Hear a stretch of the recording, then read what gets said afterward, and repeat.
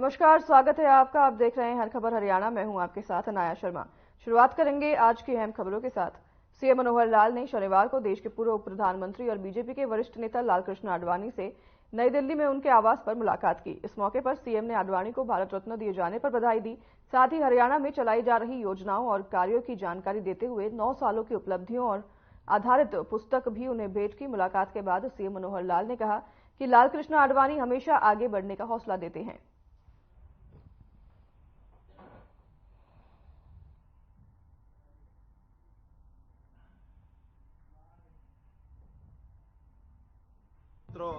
मेरे लिए बहुत ही ये हर्ष का विषय है। बड़ा मन में एक बहुत ही भावनापूर्वक मैं अपने विचार उद्धृत कर रहा हूं कि आज यानी आदरणीय आडवाणी जी जो हमारे राष्ट्रीय अध्यक्ष रहे, उप प्रधानमंत्री रहे, देश के होम मिनिस्टर रहे, यानी कब से भारतीय जनता पार्टी को, बल्कि जनसंघ के समय से जनसंघ को लेकर के और बाद में भारतीय जनता पार्टी और यहां तक जैसे देश के सब कार्यकर्ताओं को साथ लेकर के आगे बढ़ते रहे। एक उनको मिलने के बाद आनंद जो आता है, आज मुझे आनंद की अनुभूति हुई है। और जब उनको 3 तारीख को भारत रत्न का एक उनको सम्मान किया गया, वो भी एक बहुत ही हमारे लिए प्रसन्नता का क्षण था। मेरे मन में कई दिनों से विचार चल रहा था कि मैं जब भी दिल्ली आऊंगा तो उनको जरूर मिलकर आऊंगा। आज मैंने उनके दर्शन किए, उनको सम्मानित किया और प्रभु से उनकी लंबी आयु की मैं कामना करता हूं। बहुत स्वस्थ मन से वो सारी बातचीत भी, थोड़ी बातचीत की, ज्यादा नहीं, लेकिन उनके भाव जो मन में थे, उनको एक संतोष का भाव था।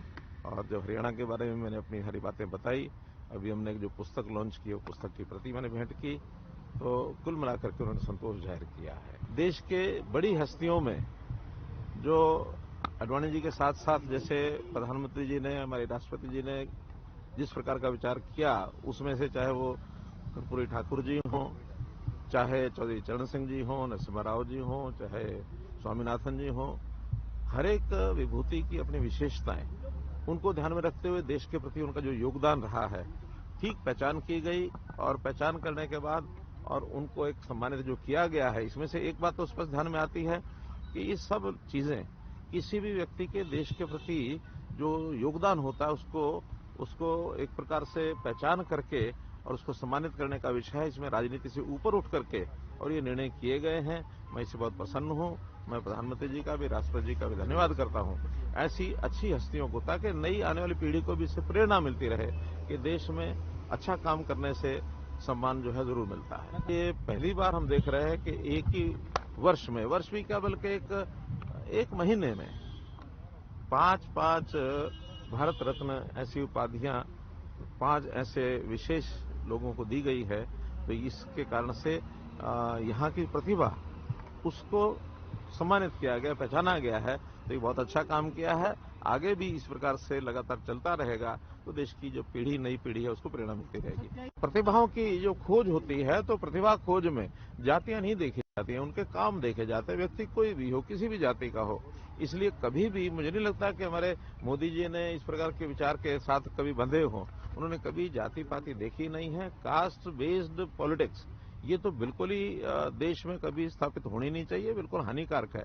जो लोग कास्ट बेस्ड पॉलिटिक्स को सोचते हैं वो अच्छा नहीं करते हैं। कि संसद में जो भी प्रस्ताव आता है, उसको, उसकी भावना को देख करके स्वाभाविक रूप से जो मेंबर पार्लियामेंट हैं वो उसमें अपना विचार प्रकट करते हैं। और जिस प्रकार का एक धन्यवाद प्रस्ताव ये आया है, जरूर उसका लाभ जो है वो सबको होगा। दिल्ली हरियाणा का लगभग केंद्र है, इसलिए हम तो हरियाणा के काम करने में भी दिल्ली आते रहते हैं। और जब यहाँ आते हैं तो स्वाभाविक है, अपने नेताओं से, आदरणीयों से मिलते जुलते हैं और उसमें से जो भी समसामयिक राजनीतिक बातें होती है उस पर विचार होता है।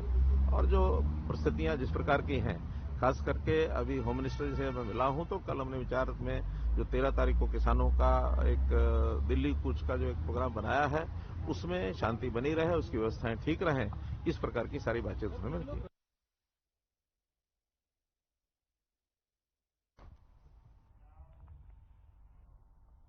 नारनौद में आज कुम्हार सम्मेलन और धर्मशाला आधारशिला समारोह का आयोजन किया गया। समारोह में डिप्टी स्पीकर रणबीर गंगवा तथा विधायक रामकुमार गौतम ने शिरकत की। समारोह में समाज के नागरिकों ने मुख्य अतिथियों को पगड़ी एवं शॉल भेंट कर सम्मानित किया। कार्यक्रम के दौरान श्री गुरु दक्ष प्रजापति धर्मशाला का शिलान्यास तथा समाज के प्रतिभाशाली बच्चों को सम्मानित किया गया।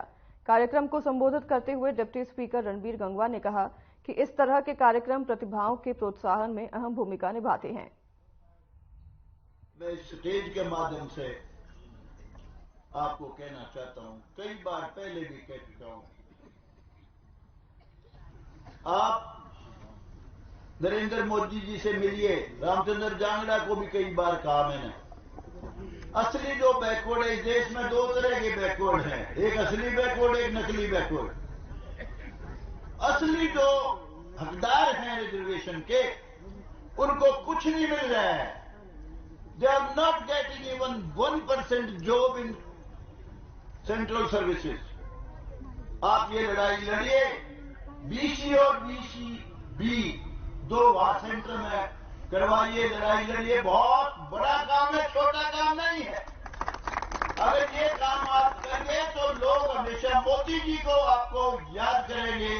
क्या हरियाणा के गृह एवं स्वास्थ्य मंत्री अनिल विज ने अंबाला स्थित अपने आवास पर प्रदेश के कोने कोने से उमड़े सैकड़ों फरियादियों की समस्याओं को सुना। गृह मंत्री अनिल विज का जनता दरबार आजकल रद्द है, मगर इसके बावजूद प्रतिदिन उनके आवास पर फरियादी उमड़ रहे हैं।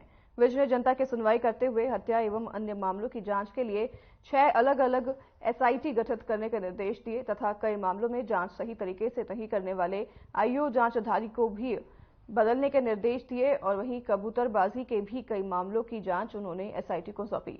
बता दें कि शनिवार को सैकड़ों की संख्या में आए फरियादियों की समस्याओं का गृह मंत्री अनिल विज ने सुनते हुए संबंधित अधिकारियों को कार्रवाई के निर्देश दिए।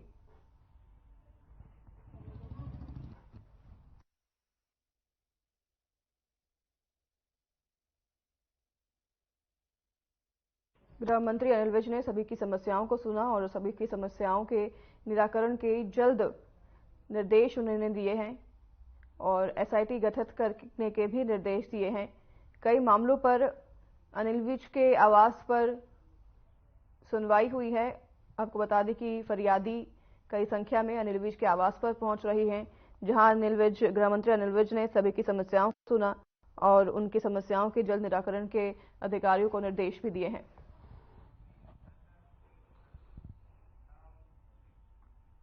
झज्जर पहुंचे कांग्रेस के राज्यसभा सांसद दीपेंद्र हुड्डा ने डिप्टी सीएम दुष्यंत चौटाला पर निशाना साधा। दीपेंद्र ने कहा कि दुष्यंत कांग्रेस की बजाय खुद के विधायकों को संभाले, तो वहीं दीपेंद्र ने हरियाणा सरकार पर हर वर्ग के शोषण का आरोप लगाया है।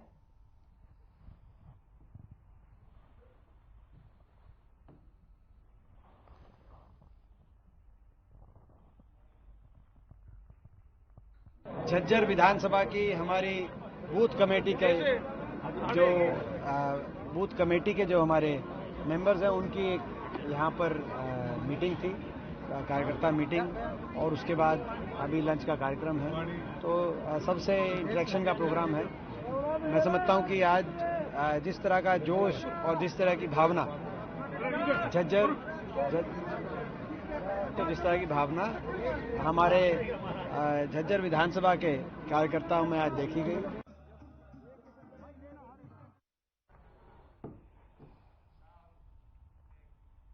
खबर जाखल से है, जहां पुलिस थाना की डायल 112 पीसीआर गांव साधनवास के निकट बुरी तरह से दुर्घटनाग्रस्त हो गई।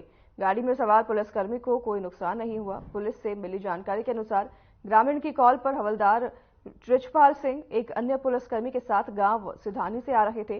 रास्ते में नील गाय आने के कारण ड्राइवर संतुलन खो बैठा, जिसके चलते गाड़ी बुरी तरह से दुर्घटनाग्रस्त हो गई। दुर्घटना के दौरान दोनों पुलिसकर्मियों को चोटें आई हैं, जिनका इलाज चल रहा है।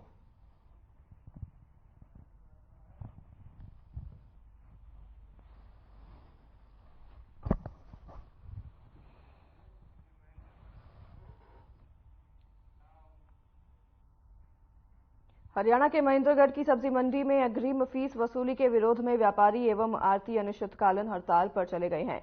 आढ़तियों की इस हड़ताल का समर्थन करते हुए रेडी पटरी एवं फड़ी वालों ने भी अपना समर्थन देते हुए अपने व्यापारिक प्रतिष्ठानों को बंद रखा और हड़ताल में शामिल होने का निर्णय लिया, जिससे लोगों को फल एवं सब्जियां खरीदने में परेशानी का सामना करना पड़ रहा है।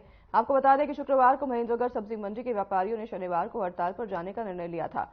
इसके बाद फल एवं सब्जियों के दामों में एकदम से उछाल आ गया। 21 दिसंबर को भी व्यापारियों ने HRDF की फीस एवं मार्केट फीस के विरोध में अपने व्यापारिक प्रतिष्ठान बंद रखे थे और हड़ताल की थी।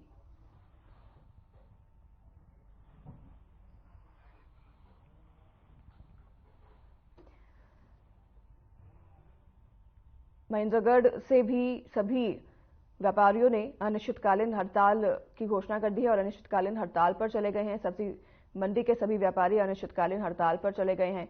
अग्रिम फीस की वसूली का विरोध करते हुए ये सभी व्यापारी हड़ताल पर चले गए हैं, जिससे कि सब्जियों की दामों पर असर पड़ रहा है। सब्जी के दाम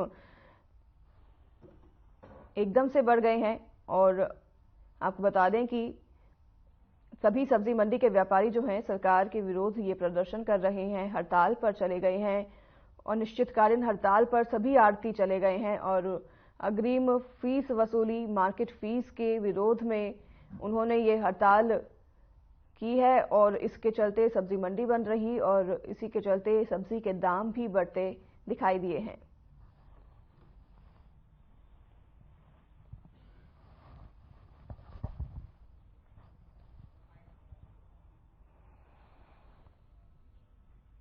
मांग रख रहे हैं, ये जो हमारी मंडी एसोसिएशन है जी, इसमें 2% एक HRDF और एक मार्केट कमेटी जी, ये होती है जी। तो इन्होंने एक साल का पूरा एकदम एक मुश्त मांग लिया जी।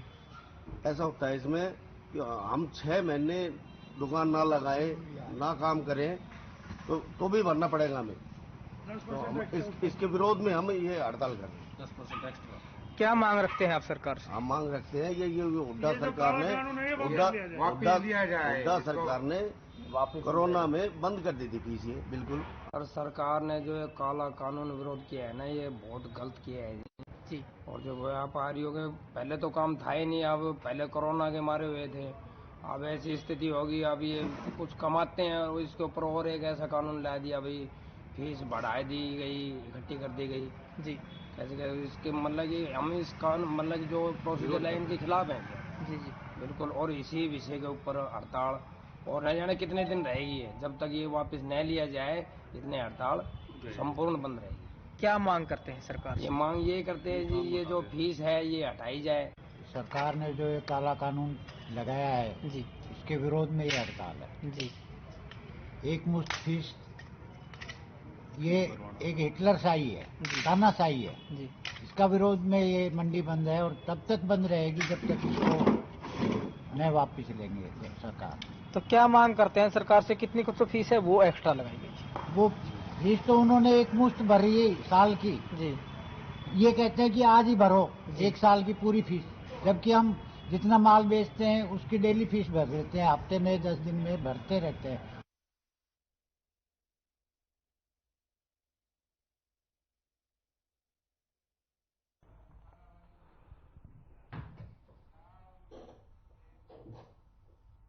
खबर कालावाली से है, जहां बोरवेल का पानी नहीं दिया जाएगा, इसके आदेश अधिकारी और कर्मचारियों को जारी कर दिए हैं और भागड़ा नहर से जलघर तक पाइपलाइन का काम जल्द होगा। वहीं उक्त संवाददाता से बातचीत करते हुए मुख्य अभियंता जन स्वास्थ्य विभाग राकेश कुमार ने कहा कि वे आज कालावाली के जलघर में रूटीन की चेकिंग के लिए आए थे और उन्होंने कहा कि विकास कार्य के विभाग में कोई कमी नहीं रहने दी जाएगी। नहर का पानी लोगों को दिया जाएगा, इस बात की जानकारी विभाग के मुखिया के पास नहीं है। इसका मतलब कि लोगों को जो बोरवेल का पानी दिया जा रहा है वो स्थानीय अधिकारी और कर्मचारियों का काम है। कागजों में बोरवेल नहीं है और लोगों को अधिकतर पानी बोरवेल का मिल रहा है, जिसके कारण लोगों को नाना प्रकार की बीमारियां भी लग रही है।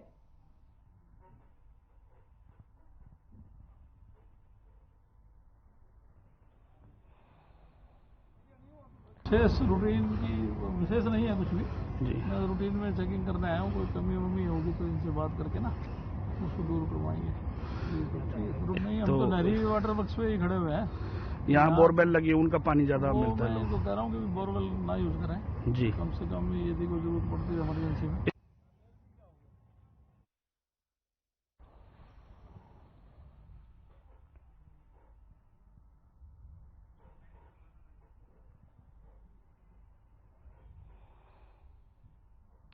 अब लोगों को बोरवेल का पानी नहीं दिया जाएगा, इसके आदेश जारी कर दिए गए हैं। पाइप से पानी पहुंचाया जाएगा।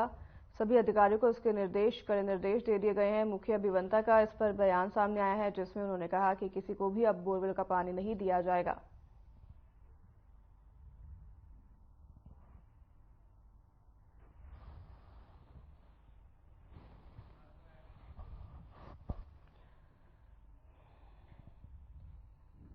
बोरवेल का पानी नहीं दिए जाने पर कड़े निर्देश जारी कर दिए गए हैं। आदेश अधिकारियों को दे दिए गए हैं और आपको बता दें कि इस पर काम शुरू हो गया है। पाइप से अब सभी को पानी पहुंचाया जाएगा। इस पूरे मामले पर मुख्य अभियंता का बयान सामने आया है, जिसमें उन्होंने कहा कि लोगों को अब बोरवेल का पानी नहीं दिया जाएगा और उनके लिए साफ पानी के इंतजाम किए जाएंगे और पाइप से अब सभी को पानी पहुंचाया जाएगा।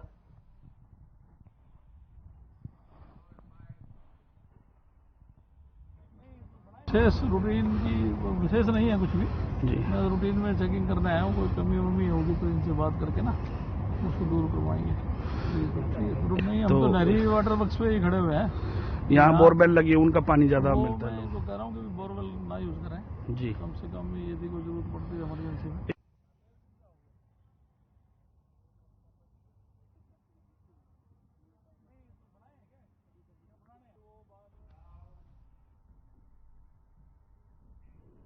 गांव दिघोट के शहीद स्मारक में शहीद स्मारक समिति की ओर से कार्यक्रम रखा गया, जिसमें शहीद आशीष तंवर की 5वीं मूर्ति के स्थापना दिवस के अवसर पर ग्रामवासी और स्थानीय विधायक जगदीश नायर सहित सामाजिक संगठनों ने श्रद्धांजलि अर्पित की। होडल विधायक जगदीश नायर ने कहा कि ऐसे शहीदों को कभी भुलाया नहीं जा सकता, जिन्होंने अपनी जान पर खेलकर हम सब की हमेशा जान बचाने में अपना परम कर्तव्य निभाया है। वहीं पूर्व सैनिक कल्याण समिति के जिला अध्यक्ष विजेंद्र पोसवाल ने बताया कि देश के लिए मर मिटने वाले शहीद हमेशा से देश की रक्षा करते आए हैं।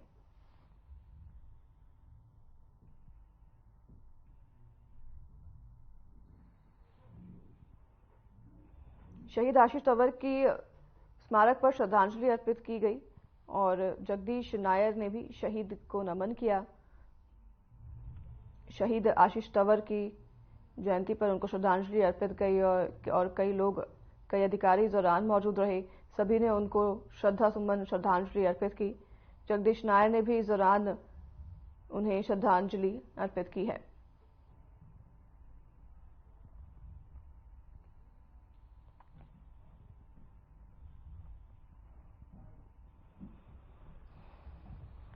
प्रदान होने वाले सैनिकों के प्रति सम्मान सभी के दिलों में है। सवेरा जब यहाँ पर यज्ञ किया गया तो उनके माता पिता यहाँ पर मौजूद थे। उनकी आंखों में आंसू आए तो सबको बड़ा भाव विभोर कर दिया, क्योंकि राष्ट्र के लिए समर्पण करना एक गौरव की बात है। तिरंगे में लिपट कर आना ये किसी के सौभाग्य में होता है, लेकिन परिवार को जो दर्द होता है वो फिर भी सालता रहता है। ये इस तरह के आयोजन करके उनके दर्द को कम करके गौरव बढ़ता है राष्ट्र का भी, और नई पीढ़ी में भी जज्बात पैदा होता है कि देश के लिए मर मिटने पर कितना सम्मान मिलता है। दिघोट गांव को भारत के नक्शे पर ला दिया। मैं सबसे पहले आप पत्रकार बंधुओं का धन्यवाद करना चाहता हूँ कि जो आप हमारी इस पावन धरती जो आप जागरूक करते हो, जो आज शहीद का प्रोग्राम है, मैं आपको प्रेरणा मिलती है, क्योंकि शहीदों के आप देख रहे हो कि आज जो मान सम्मान है वो कहीं तक सवाल कर चुका है। जो ऐसा जो हमारे फौजी रिटायर्ड में फौजी कमेटी बनाई है, मैं इनका धन्यवाद करता हूँ कि वो समय समय पर ऐसे जागरूकता आंदोलन चला रहे हैं।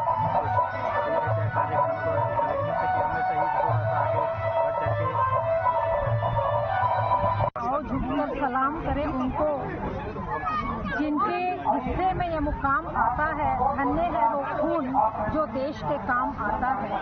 धन्य है वो माता पिता श्री राजेलाल जी, माता सरोज जी, जिनके इकलौते पुत्र श्री लेफ्टिनेंट आशीष तंवर जी, जो देश के काम आए और अपने गांव का, अपने देश का नाम रोशन करते हैं।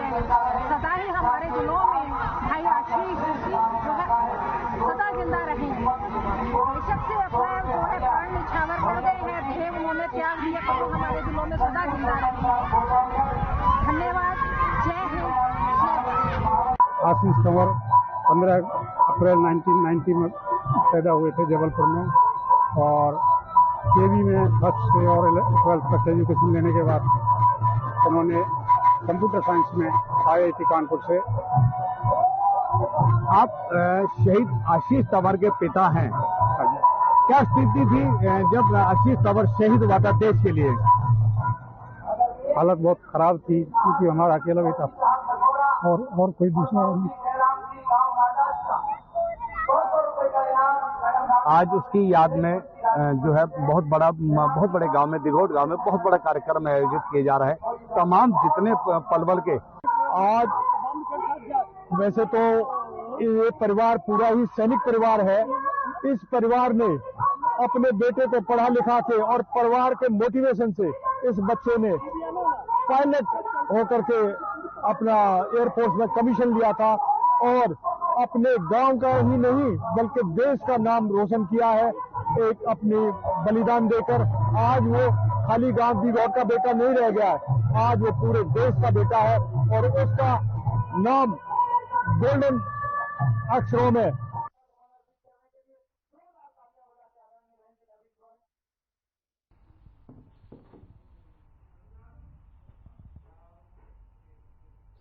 हरियाणा राज्य कृषि विपणन बोर्ड की ओर से सब्जी और फल व्यापारियों पर थोपी गई मार्केट फीस के विरोध में आढ़तियों का विरोध जारी है।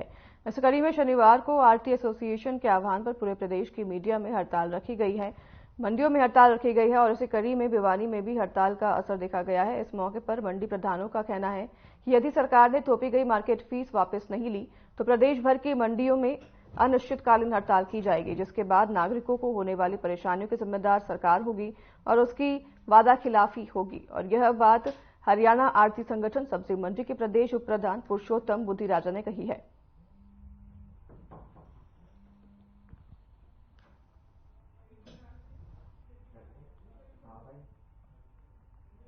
पुरुषोत्तम बुद्धिराजा, हरियाणा सब्जी मंडी संगठन का उप प्रधान।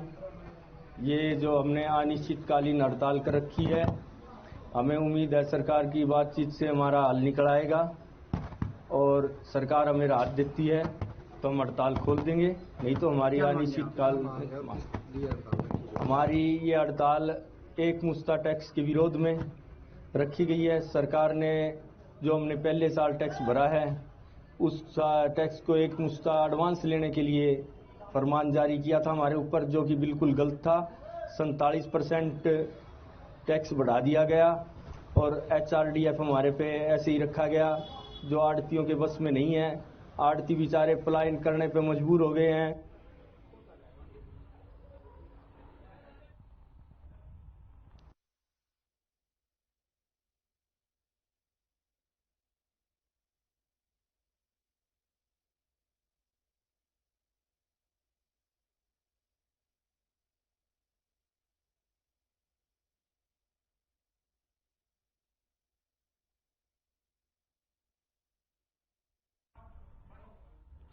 चंडीगढ़ से इस वक्त की बड़ी खबर सामने आ रही है। हरियाणा के 7 जिलों में इंटरनेट सेवा पर रोक लगा दी गई है। कल से 7 जिलों में इंटरनेट सेवा बंद रहेगी। किसानों के दिल्ली कूच को लेकर यह बड़ा फैसला सामने आया है। 13 तारीख को किसान दिल्ली कूच करेंगे। आपको बता दें, किसानों के दिल्ली कूच को लेकर यह फैसला सामने आया है।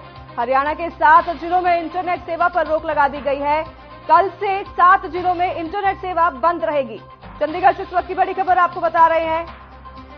13 तारीख को किसान दिल्ली कूच करेंगे, आपको बता दें, और किसानों की दिल्ली कूच को लेकर यह बड़ा फैसला सामने आया है।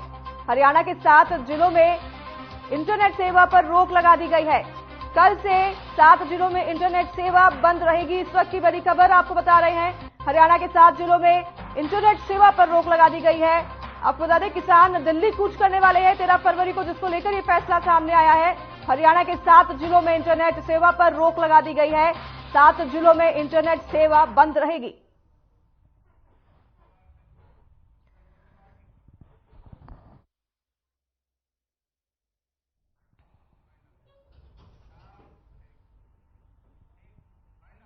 चलिए, फिलहाल इस बुलेटिन में हमारे साथ बस इतना ही। नमस्कार।